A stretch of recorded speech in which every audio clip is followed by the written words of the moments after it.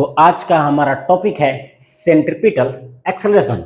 तो देखो क्या होता है सेंट्रीपिटल एक्सेलरेशन। तो जब कोई पार्टिकल किसी सर्कुलर पाथ पर मूव करती है ना, मान लो कोई पार्टिकल है जो किसी सर्कुलर पाथ पर मूव कर रही है, तो जब भी कोई पार्टिकल किसी सर्कुलर पाथ पर मूव करती है ना, तो उस पार्टिकल पर सेंटर की तरफ एक एक्सेलरेशन लगती है। जब कोई पार्टिकल किसी सर्कुलर पाथ पर मूव करती है तो उस पार्टिकल पर सेंटर की तरफ एक एक्सेलरेशन लगती है at each and every point on the circle, और उसी एक्सेलरेशन को बोलते हैं हम centripetal acceleration.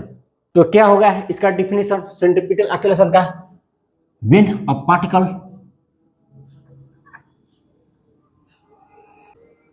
Moves on a circular path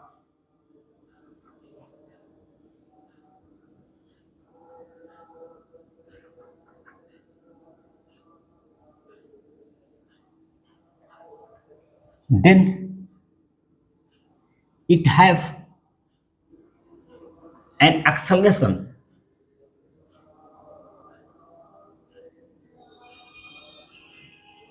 towards the center of the circle, towards the center of the circle,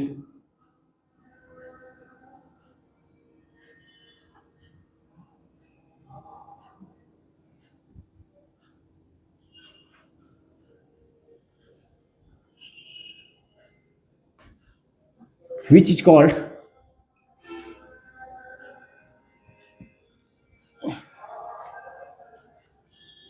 centripetal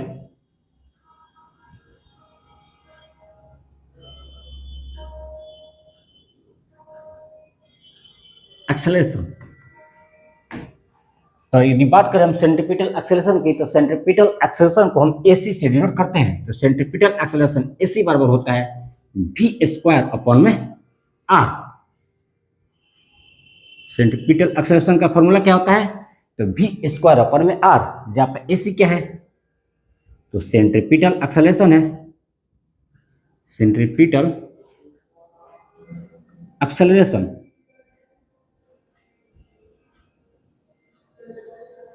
and v is the velocity of the particle,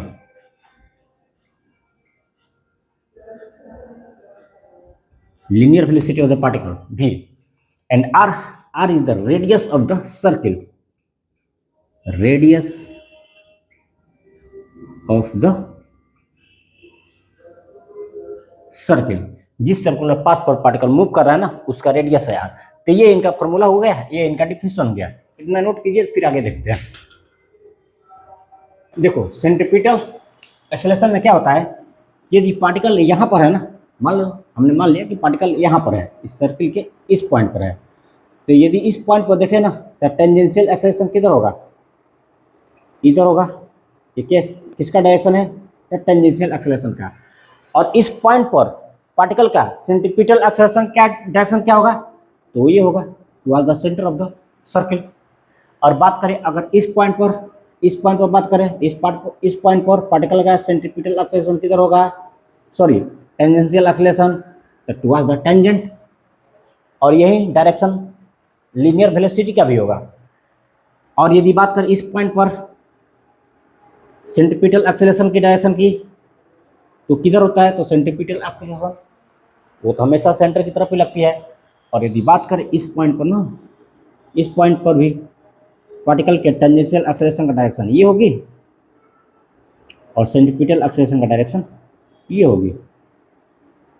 ये हो गया centripetal acceleration. और बात करें इस पॉइंट पर particle का motion of direction ये है, पार्टिकल का मोशन ऑफ डायरेक्शन ये है।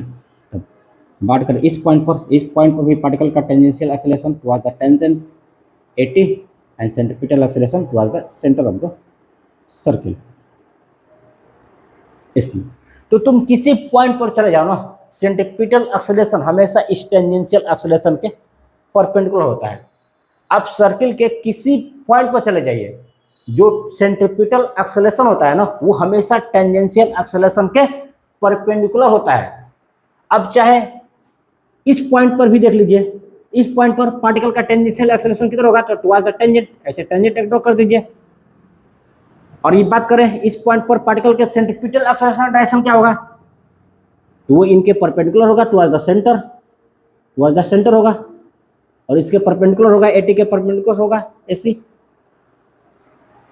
तो कहने का मतलब ये है ना कि आप इस सर्किल के किसी भी पॉइंट पर चले जाइए, जो सेंट्रीपिटल एक्सेलरेशन होता है वो हमेशा हमेशा टेंजेंशियल एक्सेलरेशन के परपेंडिकुलर होता है।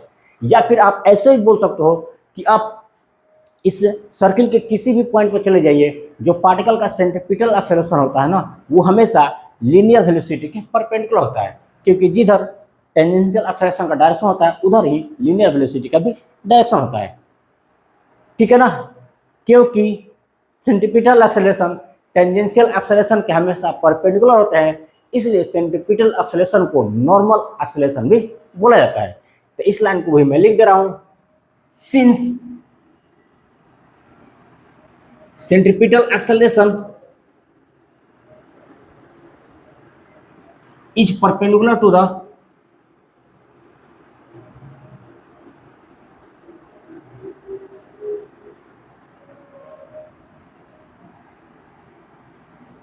tangential acceleration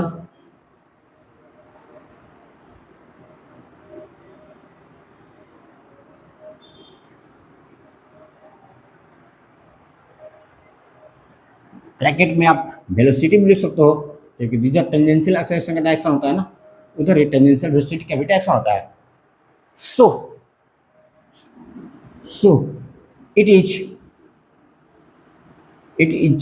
also called, it is मतलब centripetal acceleration, it is also called